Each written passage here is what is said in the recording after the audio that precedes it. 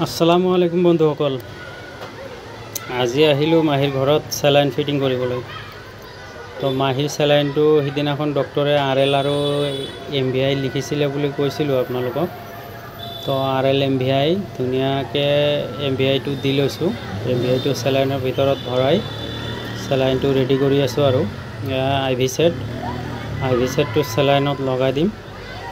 দি ধুনীয়াকৈ ফিটিং কৰিলোঁ। এতিয়া চেলাইনটো হেংগিং কৰি দিম। তো বন্ধুসকল, চেলাইনটো হেংগিং হৈ গ'ল। এতিয়া নিডিলটো হেৰি কৰাৰ কাৰণে এডিচিভ প্লাষ্টাৰ কাটি আছোঁ। প্লাষ্টাৰখিনি কাটি লৈ আছোঁ। প্লাষ্টাৰখিনি কাটাৰ পিছত ধুনীয়াকৈ এয়াৰ ফ্ৰী কৰি ল'ম চেলাইন ছেটটো। তো এয়াৰ ফ্ৰী কৰি লোৱাৰ পিছত এয়াৰ ফ্ৰী হৈ গ'ল। এতিয়া ভেন বিচাৰিব লাগে। তো ভেনটো আছে বাৰু, এতিয়া কোনটো ভেনত দিলে ভাল হয় তাকে চাই আছোঁ। তো ভেনটো বাৰু এইটোৱে ভাল হ'ব। অলপ ভেনটো হেৰি আছে, ডাঠ আছে। আমি চেষ্টা কৰোঁ মানে যাতে একবাৰত মানে চেলাইনটো দিব পাৰিলে ভাল, কাৰণ এইফালে পেচেণ্টেও কষ্ট পায় আৰু নিজৰো অস্বস্তি বোধ হয়।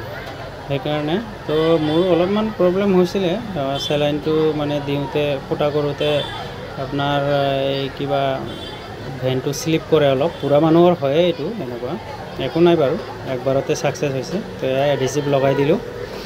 এডিচিভ লগাই দিয়াৰ পিছত এতিয়া চেলাইনটো ধুনীয়াকৈ গৈ আছে।